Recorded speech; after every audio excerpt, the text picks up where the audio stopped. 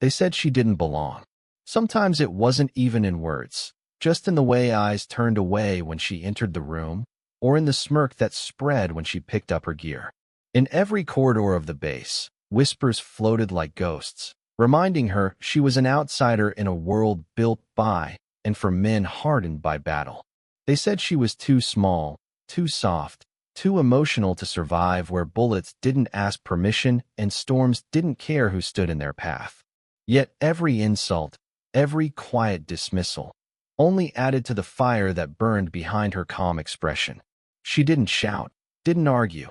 She simply watched, listened, and trained harder than anyone else. Each morning began before dawn. The air was sharp, the silence broken only by the rhythmic thud of her boots against the cold ground. She wasn't chasing approval. She was chasing mastery. Her reflection in the mirror wasn't that of a soldier seeking validation, but of a warrior forging armor from every rejection. She learned to let doubt fuel her steps. The more they said she couldn't, the more she decided she would. In training, she was always the last to leave. When others dropped to their knees, gasping for air, she pushed for one more round. When her arms trembled under the weight of her rifle, she held it steady until her muscles screamed. She knew no one would give her the benefit of the doubt, so she left no room for excuses. Sweat became her answer, discipline her language. But it wasn't just the physical trials that tested her. It was the silence between the lines, the knowing glances when she entered a briefing room, the laughter when she volunteered first, the polite nods that dismissed her before she even began. It's a special kind of loneliness, the kind that hides behind the uniform, where you're surrounded by people, yet feel invisible. Still, she endured it, because deep down, she understood something they didn't. Belonging isn't something you're given. It's something you take, step by step, moment by moment, until even those who doubted you can't deny what you've become. The first time she stepped onto the range, the air was thick with anticipation. For other cadets lined up beside her, men with years of confidence etched into their posture. She could feel their amusement like heat on her back. One whispered something that made the others laugh. She ignored it, steadied her breath, and waited for the command. The buzzer blared, and within seconds, precision met purpose. Her shots rang out clean and exact, punching through targets faster than anyone expected. When the smoke cleared, the laughter had stopped. She didn't look their way. She didn't need to. The silence said enough. But that was only the beginning. Every victory brought a new challenge. Every moment of progress, another test.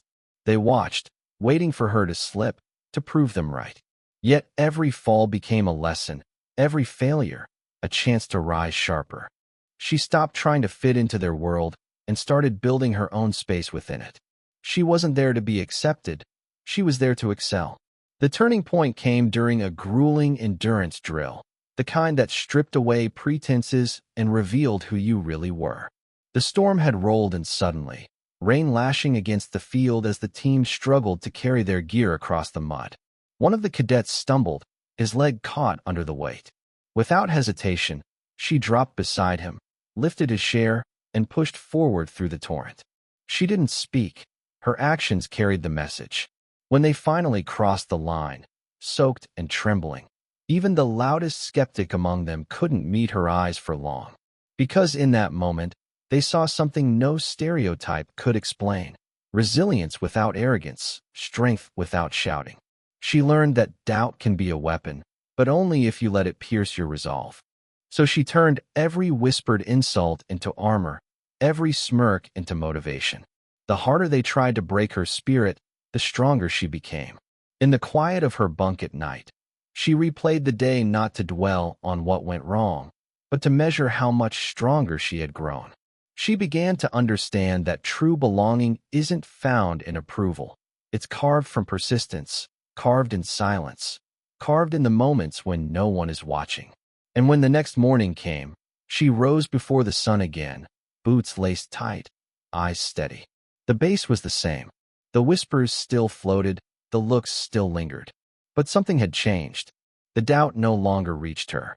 Because she had already made peace with the truth, she didn't need them to believe she belonged. She only needed to keep walking. Until one day, They had no choice but to follow the path she was already blazing. The morning of the mission began like any other, but the air felt heavier, charged with something unspoken. The team moved with quiet efficiency, checking gear, loading weapons, and running through last-minute details.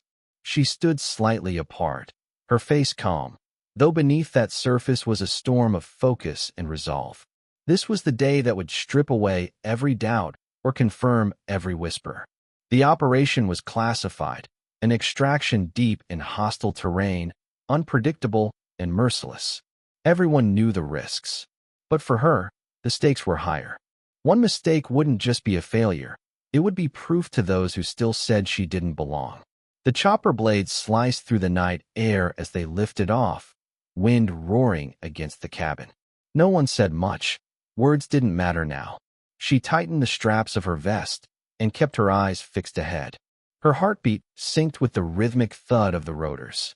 When the pilot's voice cracked through the headset, *2 minutes to drop, time seemed to slow. She glanced at the faces around her, men carved by battle and bonded by scars. Most avoided her gaze, not out of hostility, but because they still weren't sure what to make of her presence. The ground met them hard. Boots splashed into shallow water as they moved into the dense dark. The night smelled of wet earth and tension. Every sound mattered, every movement counted. Her senses sharpened, training taking over where emotion might falter. The path was rough, visibility low, but she stayed on point, marking the terrain, checking their flank, moving in silent rhythm with the team. Halfway through the mission, the silence broke.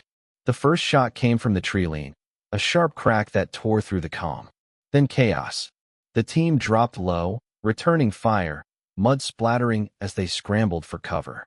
The ambush was fast, precise, and unexpected. They had been found. Commands flew through the comms, each second stretching into eternity.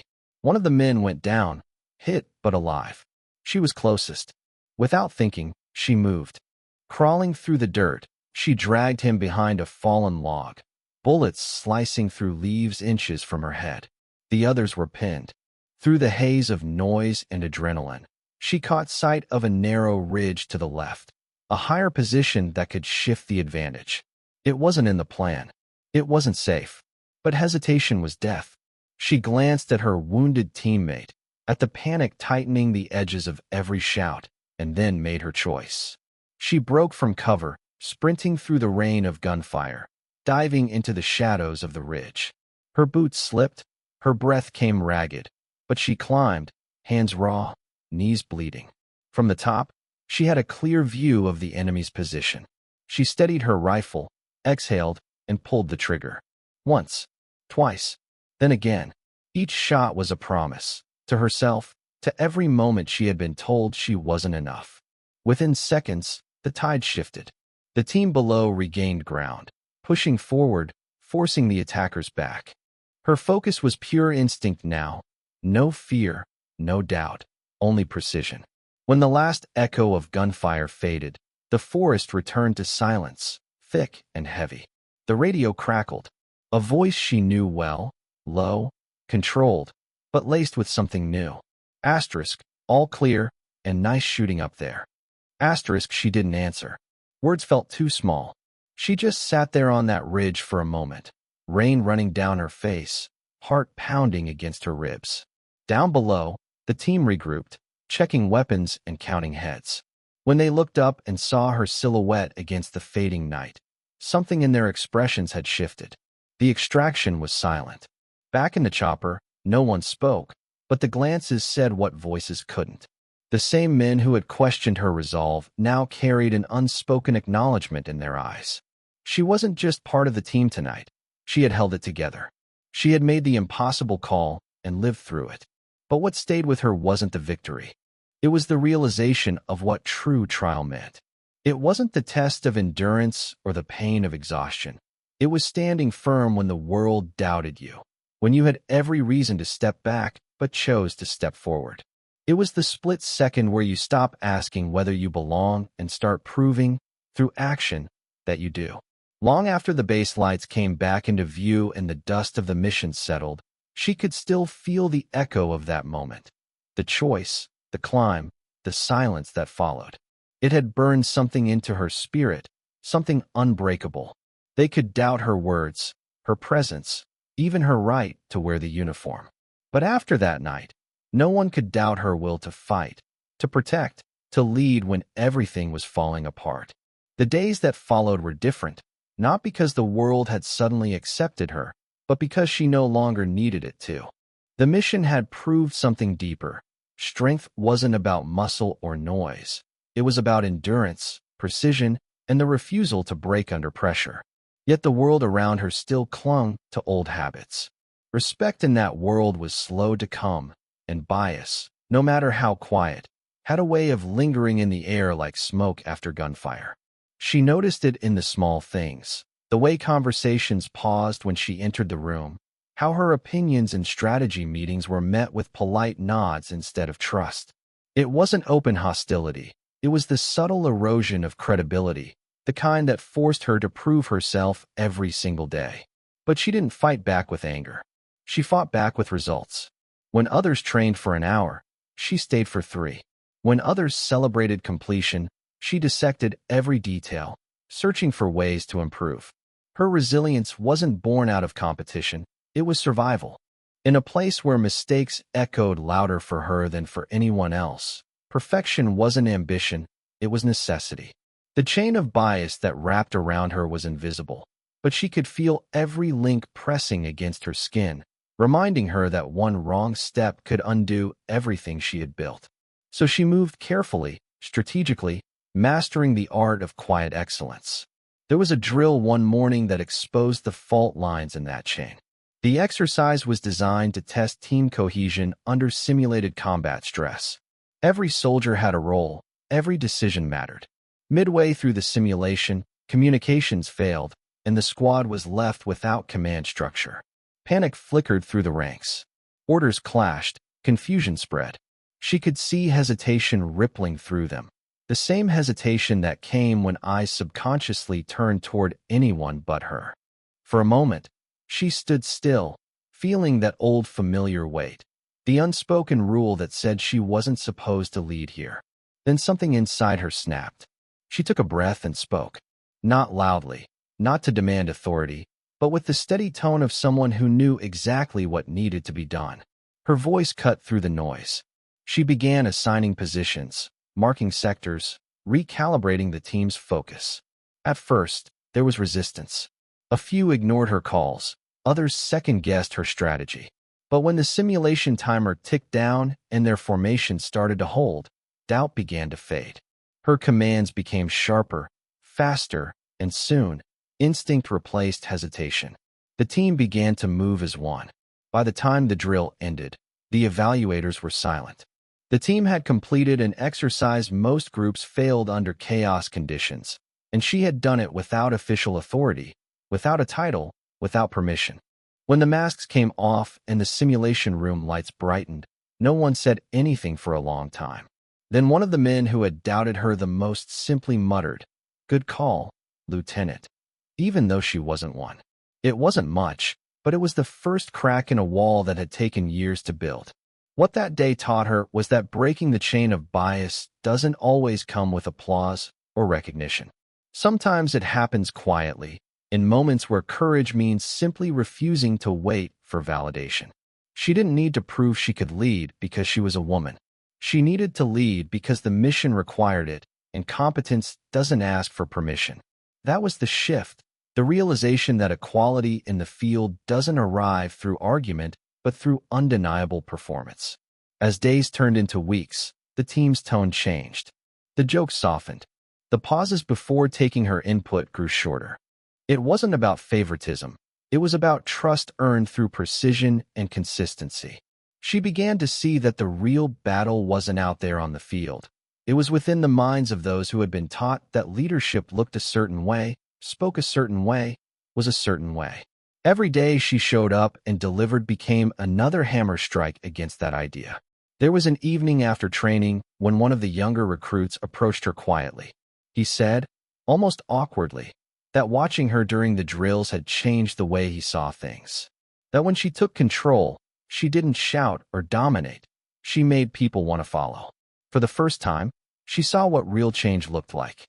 Not dramatic, not instant, but slow, steady, undeniable. She realized then that the true power of breaking bias lies not in confrontation, but in transformation. You don't destroy old perceptions by fighting them head-on. You outgrow them, you outlast them, until they no longer have space to exist. The day the team stopped seeing her as the woman on the team and started seeing her as a soldier, she knew she was reshaping the ground she stood on. The salute, the nods, the respect, it all came later. But the real victory was invisible, carved into every moment she refused to yield, every action that turned disbelief into quiet recognition, every second she stood firm against the current and kept moving forward without waiting for permits. The air that morning was unusually still, the kind of stillness that carries weight. It wasn't just another day on the base. Something in the rhythm had shifted. Orders had come down for a demonstration, an advanced tactical exercise in front of high command. The kind of event where careers were measured in seconds and precision was currency. She was chosen to lead a small unit through the live drill. The same unit that once whispered she didn't belong now stood beside her, silent, uncertain, waiting for direction. It wasn't arrogance that filled her chest, only focus, the kind that comes when you realize every moment has led to this one. As the countdown began, she adjusted her headset, checked her gear, and took one steadying breath. The colonel watched from the observation deck, flanked by senior officers and a single Navy SEAL whose presence alone carried the weight of unspoken judgment. She could feel his eyes, measuring, analyzing, searching for weakness. The field stretched before her, a maze of simulated combat zones, targets hidden among debris, smoke ready to obscure the path. It was designed to break composure, to expose hesitation. The whistle blew. She moved first, signaling her team into motion.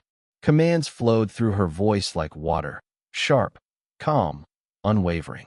Every corner, every blind spot, she anticipated before it appeared. When the first target dropped, her reaction was instinct, not thought. Years of doubt, training, and sleepless nights had honed her reflexes into something close to perfection. The field erupted in controlled chaos, but she was the calm at the center of it. Her team followed without question, not because they were told to, but because confidence has a way of silencing skepticism. Halfway through the run, a malfunction hit. Their comms glitched, and a drone target system jammed. It was the kind of problem that could derail an entire operation. She didn't pause. Within seconds, she switched to hand signals, repositioned her team, and rerouted the strategy. Every movement was efficient, deliberate, purposeful. The evaluators leaned forward. The colonel whispered something to the SEAL, who remained expressionless, eyes fixed on her. When the final phase began, smoke engulfed the course, visibility dropping to near zero. Most would have slowed down, but she pushed forward, trusting her senses. A flash grenade exploded near her position, disorienting, deafening. For a brief moment, time fractured, sound collapsed, vision blurred, the world spun. She dropped to a knee, grounding herself in muscle memory. Breath in, exhale, sight, align, fire. One shot, clean and centered. The timer buzzed. Silence followed. When the smoke cleared, she was standing alone at the final checkpoint. Her uniform was smeared with dirt, her breathing heavy but controlled. The scoreboard blinked to life on the far wall. Her team had not only completed the course, but shattered the record. The observers stood still, processing what they'd just seen. She lowered her weapon and turned toward the platform. The colonel leaned back, eyes narrowed with something between disbelief and pride. The SEAL stepped forward. He descended the stairs slowly, the kind of man whose presence filled the air without needing words. His face was unreadable, every motion deliberate. The others watched in silence as he approached her. The noise of the base faded until all that existed was that small stretch of ground between them. He stopped in front of her, eyes meeting hers, not in challenge, but in acknowledgement. For a heartbeat, neither spoke. Then he raised his hand, sharp and deliberate, the crisp sound of his salute cutting through the quiet like a blade. Every soldier nearby froze. Salutes were common in the military, but this one was different. This wasn't rank acknowledging rank. It was respect acknowledging strength. For years, she had carried the weight of proving herself to those who never thought she should wear the uniform. And now, in that instant, the same world that once doubted her stopped moving. The salute wasn't a gesture, it was a reckoning. The man who had trained legends, who had seen courage and failure in their purest forms, had just recognized her as an equal. No one dared speak.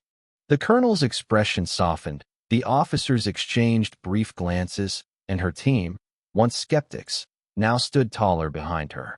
The silence wasn't empty. It was full of realization, respect, and the quiet rewriting of a story that had long been told the same way.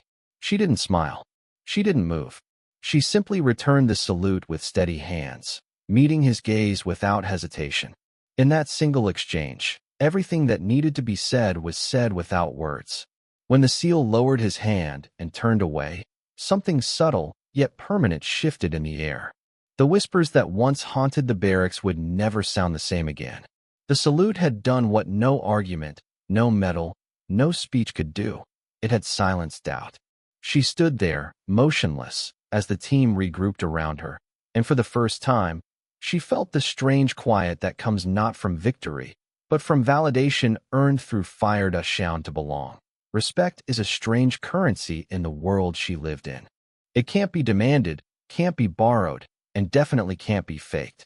It's earned the hard way, through the sound of boots in mud, through missions that leave your hands shaking, through decisions that haunt you when the noise dies down. After the salute, things didn't suddenly become easy. There were no parades, no grand announcements. The world doesn't change overnight. But she could feel it in the way people looked at her now, not with pity or doubt, but with something quieter, deeper. Recognition. For years, she had believed that respect came from proving others wrong. That every test, every battle, was another argument to silence a skeptic. But what she came to understand was far more profound. Respect isn't about defeating anyone. It's about showing up, again and again, with integrity when no one's watching, when no one believes you can. The SEAL's salute hadn't made her respected. It had revealed that she already was. The moment only worked because of the countless unseen days that built up to it. The mornings she trained alone, the nights she studied tactics while others slept, the times she swallowed her frustration and let her work speak louder than her voice. The following weeks brought new challenges, different in nature, but just as fierce. She found herself being assigned to operations she once only observed from afar. Her name appeared on lists that used to overlook her. With every mission, she carried the silent pressure of that salute. Not the burden of expectation, but the responsibility of example. People were watching her now, not to see her fail, but to understand how she succeeded. During one deployment, she led a mixed unit through a treacherous terrain exercise that turned unexpectedly real when communications failed and the weather closed in. They were cut off, soaked through, surrounded by uncertainty. She didn't wait for orders. She adapted. Every move she made was calculated but instinctive, every decision based on trust. Trust in training, trust in her team, trust in the fact that respect flows both ways. You can't lead those who don't believe you see them. So she did what few leaders remember to do. She listened. When one of her men, exhausted and frustrated, suggested an alternate route, she didn't dismiss it. She waited, adjusted the plan, and gave him the signal to lead the next phase. That single act changed the mood of the group. Leadership stopped being about control and became about connection. By the time they made it back, drenched and shivering, morale was high. They weren't just a unit anymore. They were a team. Respect had become mutual. It wasn't her gender, her title, or her accolades that led them. It was her composure under fire, her refusal to treat anyone as less than capable, and her belief that every soldier deserved to be heard. That's what they followed. Not her voice. Her example. She remembered something one of her old instructors once said. Asterisk, people follow strength they trust, not strength that intimidates. Asterisk back then, she hadn't understood it. Now it made perfect sense. Respect earned in the field doesn't roar. It whispers. It's the nod from a comrade who once doubted you, the unspoken confidence in a team's formation, the quiet when a plan works because everyone did their part. It's invisible but unmistakable, and once you earn it, it becomes your armor. The SEAL who had saluted her crossed paths with her again months later during a training rotation. The encounter was brief, almost mundane. But when their eyes met, there was no surprise, no tension, only understanding. He didn't salute this time. He didn't have to. That moment had already passed into something larger, something permanent. What remained was respect, not as ceremony, but as fact. She learned that leadership is not about being followed out of obligation, but out of belief. You can't command hearts. You have to earn them. And that only happens when you lead with conviction strong enough to carry others through uncertainty. In a profession where failure can mean death, respect isn't just an emotional ideal, it's survival. When people trust you, they move faster, think clearer, fight harder. They stop questioning your right to be there because you've proven your worth in the one way that matters most, through action. Every salute, every mission, every glance of acknowledgement became a reminder that respect isn't a gift handed down by rank or tradition. It's built quietly in the mud, in the cold, in the exhaustion of shared struggle. It's not about proving yourself better. It's about proving yourself dependable. That was the lesson the field taught her over and over. The moment when the Navy SEALs saluted her wasn't the end of a story. It was simply the moment everyone else caught up to what she had already known deep inside.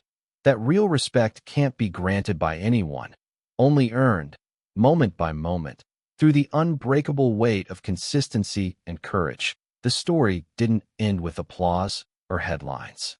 It continued in the quiet moments afterward, the late-night walks across the base when the world was asleep, the hum of distant aircraft, the familiar echo of boots on concrete. She had proven herself in ways that couldn't be measured by medals or reports. But the real victory, she realized, wasn't about her anymore. It was about what came next, about the ones who would walk this path after her, carrying her story like a silent banner against doubt. You don't choose to become a symbol. It happens when your actions outlast the moment. And slowly, without seeking it, that's what she became. Younger recruits began seeking her out, asking questions about training, leadership, endurance. At first, she hesitated. She wasn't used to being looked at as someone others wanted to emulate. But she listened, she guided, she taught them not through speeches but through example. She made them run drills twice, redo tactics, question everything until they found their own rhythm. She told them that belonging isn't something anyone can give you. It's something you create through persistence, through showing up even when the world tells you not to. She began to see reflections of her younger self in those faces, the same spark, the same hunger, the same fear. It reminded her how far she had come and how the cycle of doubt never truly disappears. It just shifts targets. There would always be someone new hearing that same line. Asterisk, you don't belong here. Asterisk, and her job now wasn't just to fight her own battles, but to make sure they didn't have to fight the same ones alone. That became her mission, the invisible kind. No weapons, no orders, just influence. There were still challenges. Change doesn't move cleanly. Some resisted her leadership quietly. Some questioned whether the standards were being lowered. Others pretended to support progress while clinging to old beliefs. But she had learned patience. The same patience that once kept her training long after others had left now helped her navigate the slow grind of shifting culture. She no longer reacted to resistance. She let her results speak. Every successful mission, every well-trained recruit, every smooth operation chipped away at the walls of bias far more effectively than confrontation ever could. One day, a new cadet, nervous, uncertain, carrying the same doubts she once had, approached her after drills. The girl looked exhausted, dirt streaking her uniform, disappointment in her eyes. She said quietly that no matter how hard she tried, she couldn't shake the feeling that everyone was just waiting for her to fail. The words hit deep. She saw her own beginnings reflected perfectly in that voice. She told the cadets something simple. Asterisk, you don't earn belonging by being accepted. You earn it by refusing to quit until they can't look past you. Asterisk, the girl nodded, not fully understanding yet, but grateful. Moments like that became the true rewards, the kind that don't make reports or promotion boards, but matter more than all the rest. Because legacy isn't about glory, it's about continuity. Every person she lifted, every doubt she quieted, every soldier she taught how to stand taller became part of that legacy. The salute from the SEAL had marked a turning point, but it was these small, unseen exchanges that carried the story forward. The respect she earned had transformed into something larger, a responsibility. She couldn't afford to fail now, not for herself, but for everyone watching, for everyone who still needed proof that the impossible could be done. And so she kept going. In time, she was no longer defined by what she had overcome, but by what she represented. Resilience without bitterness, strength without arrogance, leadership without ego. The whispers that once questioned her had faded, replaced by stories told in training halls about the officer who led by example, who turned judgment into discipline, who earned a salute that changed the room. Years passed, and the base changed. New faces, new uniforms, new recruits with wide eyes and steady dreams. But every so often, she'd see someone standing where she once stood, alone, uncertain, surrounded by doubt. And in those moments, she would step forward, offer guidance, and remind them that every wall can be climbed if you don't stop moving. That the same fire that once burned inside her still lived on in them, waiting for a chance to prove itself. Her story had become more than a record of what she endured. It had become a blueprint for others. The girl who was told she didn't belong had built a place where others did. The salute that froze a room had turned into a silent promise. A promise that every act of courage, no matter how small, has the power to rewrite the rules for those who come after.